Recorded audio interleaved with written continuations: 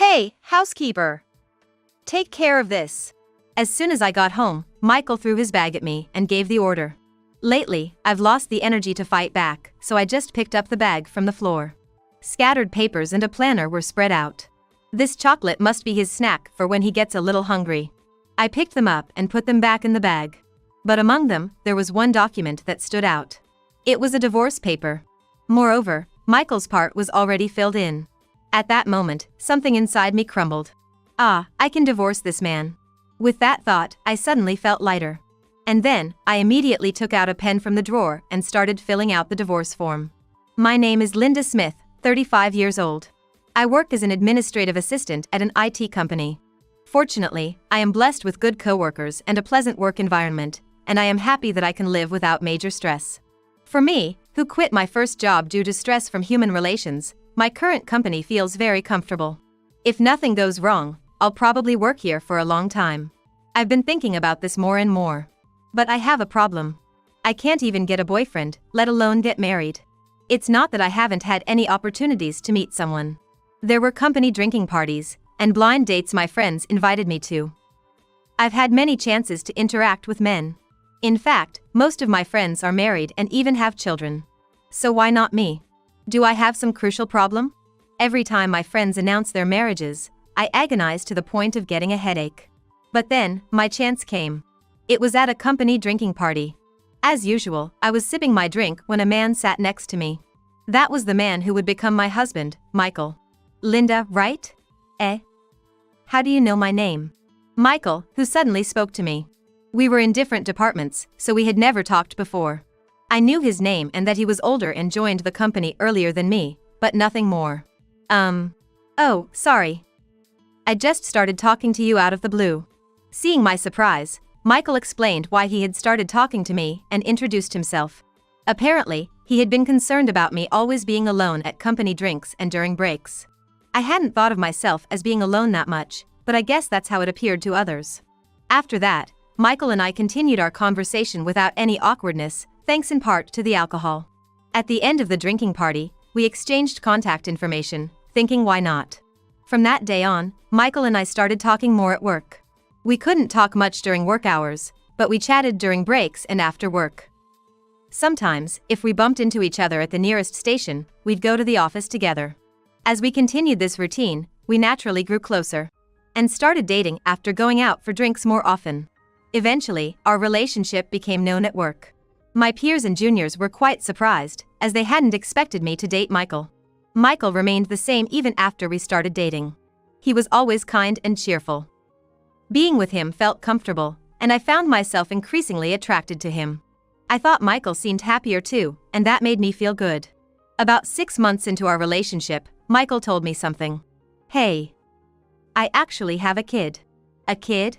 Michael had been married before, but divorced due to personality differences. He had custody and was raising his middle school-aged child as a single father. I've been thinking. I'd like to marry you someday, Linda. I had to tell you before it's too late. Sorry for springing this on you all of a sudden. I was definitely surprised. But I was also happy that Michael was thinking about marrying me and had shared his past and his child's existence, considering our future. Thank you for telling me, I said to Michael. After that, I started meeting Michael's child more often. His name is Noah. I thought he might reject me, being a middle schooler, but Noah accepted me easily. A year later, Michael and I got married. I felt an unprecedented exhilaration and joy at being united with the person I loved.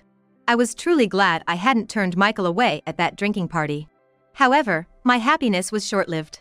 After we got married, Michael's true nature gradually became apparent. After discussing it with Michael, I quit my job. It had been a fun workplace, but I wasn't overly attached to it. I decided to make a fresh start and stay at home.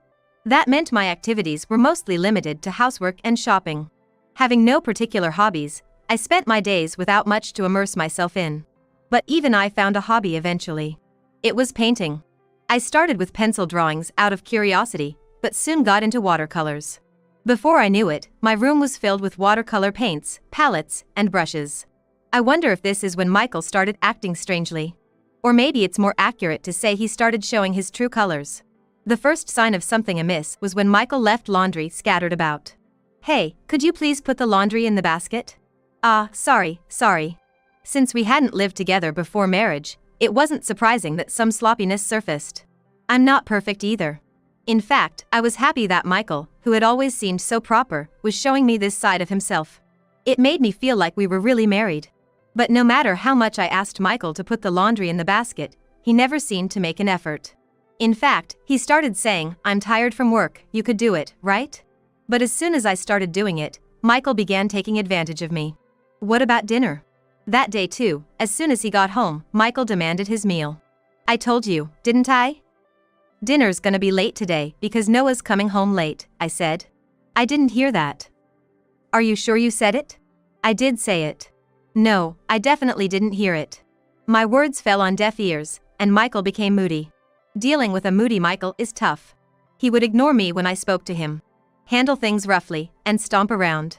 This behavior was stressing me out. And it bothered me how he would get in a bad mood over minor things. At first, I thought, maybe he's just tired today and tolerated it, but as the days passed, it became unbearable, and I started to speak up more. Hey, didn't I tell you to stop leaving your bag around? Sometimes things fall out, and it's dangerous. If you're gonna say that, then you clean it up. I'm tired from working every day. Unlike you, a stay-at-home wife who does nothing all day. What? What's with that tone? Anyway, if I don't bring home the bacon, there'd be no food or house for you. I thought we agreed I would quit my job. Yes. You're so annoying. Our conversation went nowhere. Am I saying something wrong? Do I really deserve to be yelled at like this? Every time I argued with Michael, I doubted my own judgment. He told me his divorce from his ex-wife was due to personality differences, but I began to suspect if that was really the case. Maybe the problem was with Michael, and his ex-wife initiated the divorce. Could I bring up divorce myself? The answer is no. I had just finally gotten married, and now, having quit my job, the idea of going back to being single and independent was daunting. And I worried about Noah. The idea of his father divorcing and remarrying must be stressful. For now, I was relieved that Michael didn't raise his voice in front of Noah. It's wrong to think he can do anything in front of me, but it's good that he behaves normally in front of Noah, a basic expectation of a parent, but still, I'm grateful. I should just endure everything. It's my fault for ending up with such a man. Eventually, that thought began to dominate my mind. About 6 months into our marriage, Michael started coming home extremely late. Although there were some overtime at his company, staying out till late night was not typical. Yet Michael would text me, "I'm gonna be late tonight." Might even be past midnight. It's good he contacts me, but what is he doing until late at night? Could he be cheating?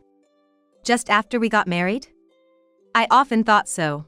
But without proof or certainty, I hesitated. And there was one thing that made me think maybe he wasn't cheating.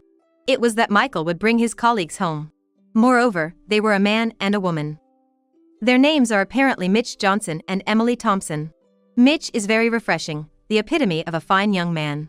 Emily is adorable, and even though we're not close in age, it's fun talking to her. Both of them are in the same department as Michael, so they weren't exactly acquaintances. Therefore, I was initially unsure how to interact when they first came over, but as they visited more often, we became friendlier. Linda, let me help you wash the dishes.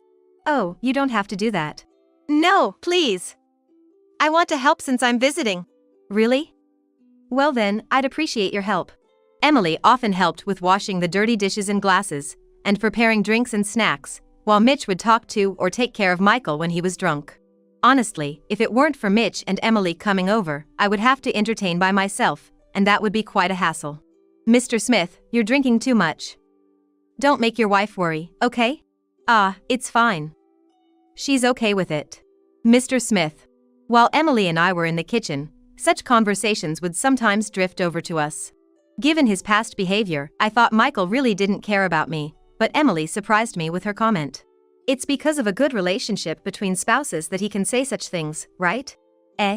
Mr. Smith always talks about you, you know? Saying things like how delicious last night's dinner was, or how you always care for him and make him feel comfortable at home. I couldn't believe Michael was saying such things. Michael talks about me like that? Yes. He talks about home every day. It sounds so fun. I wish I could have a wonderful family like Michael's. Is that so? My feelings were complicated. My home life was anything but fun. I didn't want anyone to aspire to have a family like mine. But I guess Michael had to maintain his image at work. I didn't reveal the truth, just quietly listened to Emily's stories. Well, it's understandable to think it's a happy home if you don't know the inside story. At the dinner table with Michael, Noah would also occasionally join in our conversations, making the atmosphere very pleasant. Mitch and Emily were always kind to Noah. Noah's in middle school, right? Yes, he's in middle school. Wow, so young. You're still young too, aren't you? I found such conversations very enjoyable. On the days Mitch and Emily visited, I felt quite relieved. At first, Michael brought Mitch and Emily over without telling me. Honestly, it was hard to accept at the beginning. But I'm glad I didn't turn them away. However, Michael's attitude didn't change even when Mitch and Emily were there. Being with his subordinates and under the influence of alcohol, he never seemed to be in a bad mood, which was good. But seriously, my wife. She's totally useless. Drunk, Michael began showing his true nature. Mitch and Emily seemed to take his words as a joke. Come on, Mr. Smith. What are you joking about?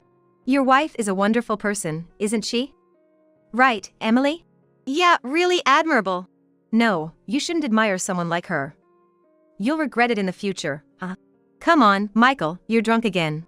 Mitch and Emily seemed to think Michael was disparaging me because he was drunk. Indeed, they probably thought so because they always heard good things about me at work. But I knew they meant no harm. I had become accustomed to Michael speaking ill of me, so I could only smile quietly along with them. Years later, time flew by and Noah graduated from middle school, then high school, and went on to college in the city. After 4 years, he graduated and started working for a local company, renting a house near our home. Initially, I suggested he could live with us, but Noah wanted to experience living alone. I respected his wishes and accepted his decision. Michael's behavior remained the same. By this time, he had been promoted to department head and seemed to have more subordinates than before. He sighed more and became more careless with things. But his attitude towards me didn't get worse. I thought he might take out his accumulated stress on me. As usual, Michael often brought Mitch and Emily over for drinks, and he started coming home after midnight more often than before. I figured he was probably relieving his stress in his own way. Then, after a few more years, I received a call from Noah. Mom, I'm getting married. Married. Congratulations. I couldn't believe Noah was getting married. Time really flies. It seems like just yesterday he was in middle school. He told Michael about it too, and Michael seemed happy. From that day, preparations for the wedding began, including helping with arrangements and meeting his fiancée. Michael was busy, so I was mainly the one helping out. During the planning, we decided to invite Mitch and Emily as they had been a great help. They both attended the wedding, looking very smart.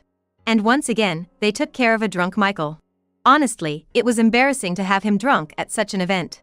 But thankfully, Mitch and Emily handled it well, preventing any awkwardness. Especially Emily, who stayed close to Michael the whole time. They seemed to have a lot of physical contact, but maybe Emily was just a bit drunk. I didn't mind and just watched them. After a few hours, the wedding ended and Michael and I headed home. He must have drunk a lot. Michael slept in the back seat all the way home. When we got home and entered the living room, Michael suddenly threw his bag at me. Ouch! What are you doing? I turned to look at Michael and he was chuckling. Hey, housekeeper. Take care of this. Told so, I looked at the bag on the floor. Exhausted as I was, I didn't argue and just picked up the bag. Scattered around were documents and a planner. Maybe this chocolate is for when he gets a little hungry. I gathered them and put them back in the bag. But then, I found something unusual. It was a divorce paper. Moreover, Michael's part was already filled in. What is this? The moment I saw the divorce papers, time seemed to stop. But then I composed myself. Looking at Michael, he was already asleep, drunk. That's right. Why was I still trying to live with Michael? Noah was employed and married now, so there was no need to stay for the family's sake. Realizing this, something inside me crumbled. Is this his way of saying we should sort out our relationship too? I couldn't stop myself. I took out a pen from the drawer, filled in my part, and left the house with the minimum necessary belongings. I went straight to the office and submitted the divorce papers. The divorce between Michael and me was finalized. I couldn't believe Michael had prepared divorce papers, wanting to end our marriage. All my efforts over the years felt in vain. Leaving the office, I headed to a motel to stay for a while. After checking in, I went to the room. overwhelmed by exhaustion. Without even taking a bath, I fell asleep. The next morning, it wasn't an alarm or voices that woke me, but my phone ringing. It was Michael's name on the screen. I stepped out of the booth to a quiet spot. Hello? Hey! Linda! Where are you? I'm at a motel. Why are you at a motel? Come back home. Home? We're not a couple anymore. What? Michael must not have expected me to file for divorce. We're not a couple anymore? You know, the divorce papers in your bag, I submitted them. You wanted a divorce, right? Well, now you have it. That divorce paper, it wasn't meant for that. Then what was it for? Michael didn't say anything. I assumed he wanted the divorce. You're not saying anything. Okay, I'll come by to pick up my things later. I hung up. But the calls didn't stop. Even when I was out looking for a room or job, the phone kept ringing. Just when I thought it had stopped, Noah called. I thought he might be calling because of Michael, but I couldn't ignore my son. I immediately answered the phone. Noah? What's up? Mom. Dad told me you haven't come home? Not come home? Well, your father and I are divorced. Didn't you hear? What, divorced? Noah seemed unable to accept the fact that I had filed for divorce. Why? How could you, all of a sudden? Your dad, well, let's meet and talk about it. Can you come to the house today? I decided to call Noah home to explain the divorce to him and Michael in person. Noah agreed, and we met after his work to go home together. Michael was quite surprised to see me back without notice. Hey! Linda! Why did you just leave all of a sudden? I entered the living room and sat on the sofa. Understandably, the other two were quite bewildered. Yeah. Why suddenly decide on divorce? Well, because your dad filled out the divorce papers. What? Dad did. Noah looked at Michael in shock. Michael appeared uncomfortable and evasive. That was not really serious. I saw your signature on it. It seemed pretty serious to me. I pointed out, and Michael looked down. I had evidence that made me believe those divorce papers were meant seriously. You know, you were cheating with Emily Thompson, right? What? I knew about Michael's affair with Emily. It was obvious from how close they were and the excessive physical contact. I had thought it was just because they were drunk. But I couldn't shake off my suspicions. Thinking there might be a chance, I peeked at Michael's phone while he was asleep. There, I found several intimate exchanges with Emily. And even photos from a hotel stay. I quickly took pictures of these evidences with my phone. With photos of them together in a hotel, there's no way he could deny it. Cheating? No, that's not. Don't bother denying it. I have evidence. Evidence? When did you? When you were passed out drunk. When I was passed out. I guess it's good you're the type who falls asleep easily when drunk. Hearing this, Michael looked frustrated. But he soon raised his head and started making excuses. But really, I didn't mean to file those divorce papers. Emily told me to write them. I really didn't want to. I never wanted to divorce you, Linda. Oh really? Wanted to keep me as a convenient housekeeper who does everything you say? A convenient woman who won't complain. That's not it. I really didn't want to divorce you. Michael kept insisting he never wanted the divorce. Indeed, I thought, why would anyone let go of someone who does everything they say? But it didn't matter anymore. Adults should take care of themselves to some extent. No matter what Michael says, the fact that he referred to me as a housekeeper remains. They say the truth comes out when you're drunk, and it sure does. You know, even if you didn't intend to divorce, signing the divorce papers is considered as having that intention, right?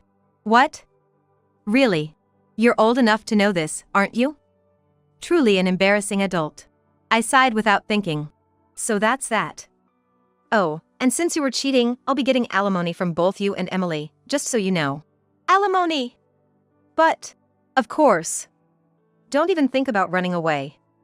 I'll consult a lawyer and make sure you face the consequences. Michael probably never imagined it would come to this. If he hadn't thrown his bag at me after the wedding, maybe things wouldn't have ended up like this. But then again, cheating and throwing bags at people is questionable behavior in the first place. It's a stark reminder of how one action can drastically change the course of your life. Afterward, at Noah's suggestion, I decided to move in with him in his house. I was worried about being a burden, but he said, no way. My wife likes you a lot, and I think she'd be happy to live with you. So I gratefully accepted his offer. I packed up my belongings from the house I'd no longer return to, with Noah's help. I packed my clothes and watercolor painting tools into some cases and headed to Noah's house. Even until the last moment, Michael kept pleading, "Please reconsider the divorce. I'm begging you." But what was he thinking now? Cheating on me clearly showed he had no feelings left for me. I was genuinely relieved to be divorced from Michael. Later, I consulted a lawyer. Apparently, I could claim much more alimony than I expected due to the length of our marriage. I called Michael and Emily to the office, confirmed their affair, and presented the evidence. Cheating. Emily was initially confused and denied it, but after seeing the evidence, she admitted it. She should have just admitted it from the start. I had thought of Emily as a genuinely nice person, so learning about the affair and the attempt to cover it up was quite shocking. By that time, Michael had resigned himself to the situation. "I'm really sorry. I'll pay the alimony." If only he had regretted his actions from the beginning. In the end, whether Emily was influenced by Michael or regretted her actions, she agreed to pay alimony and listened to the lawyer's explanation about it. Finally, they both apologized to me. Whether they truly regretted their actions or it was just for show, I couldn't tell. That was for them to know. But I hoped this experience would make them reconsider their actions and how much they hurt me. After the discussion, I returned home. Noah's wife welcomed me with a smile, which lightened my fatigue a bit. Since the divorce, I started working part-time near Noah's house. I was anxious about working again after so long, but the people at work were so kind that my anxiety soon faded. I'm getting along well with Noah and his wife. Lately, I've been enjoying cooking with her. The divorce is settled, and I've received the alimony. I thought everything was resolved. But then, one day, an unexpected encounter stirred things up again. It was Mitch. While shopping at the supermarket, I saw Mitch, likely returning from work. He noticed me and happily came over. "Hello. Long time no see. Mitch. It's been a while." I greeted Mitch and we chatted for a bit. We talked about recent happenings, work stuff, and what we were planning for dinner. But something about Mitch seemed off. He wasn't his usual bright self, almost desperate. Curious, I casually brought up a topic of conversation. Mitch.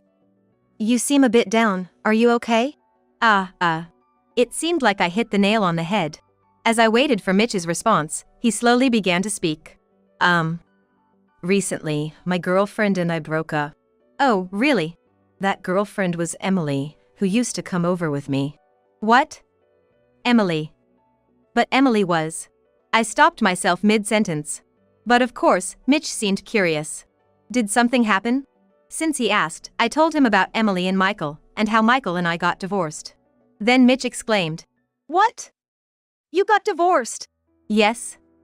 We've been divorced for a while now. So that's why. I was wondering why I wasn't invited over anymore. Also, Mr. Smith. He still talks about his family at work, you know?" "He does." I couldn't believe Michael was still talking about us. I instinctively held my head in my hands. I kind of realized Mr. Smith and Emily might be involved. They were always too close. "You thought the same, Mitch?" Yes. Well." Mitch looked down awkwardly but soon looked up and said, "I can't forgive Emily and Mr. Smith. I'll report this to my supervisor." I was surprised that Mitch had noticed Emily and Michael's affair. I thought I was the only one who knew. We parted ways that day, and he promised to let me know what happened later. A few weeks later, I got a text from Mitch. He must have reported Michael and Emily to his supervisor. Curious about the outcome, I immediately opened the email. It turned out Michael and Emily both received pay cuts, and Michael was also demoted, now working like a regular employee. Following Mitch's revelation, the affair between Michael and Emily became known throughout the company, and they were looked down upon. While Michael was still at the company, Emily, perhaps feeling uncomfortable, resigned. I was surprised Michael hadn't quit, but perhaps he realized he couldn't get a stable job elsewhere. I wondered how long he could keep it up. A year after the divorce and hearing from Mitch, he was still at the company. Michael and Emily continued to pay alimony, so they must be managing somehow. Mitch was recognized for his hard work and got promoted. Despite Michael once caring for his subordinate Mitch, his actions led to him being Mitch's subordinate. I wondered how that felt for him. I might be a bit mean for wanting to ask him that. Now, I'm living with Noah and his family, still working part-time at the supermarket. I started with stocking shelves, but now I'm learning to make deli items and use the cash register. It's nice to have new challenges every day. I'm getting along very well with Noah and his wife. We're planning to bake some sweets together today. I'm grateful for my kind workplace and loving family, and continue to live my life with appreciation.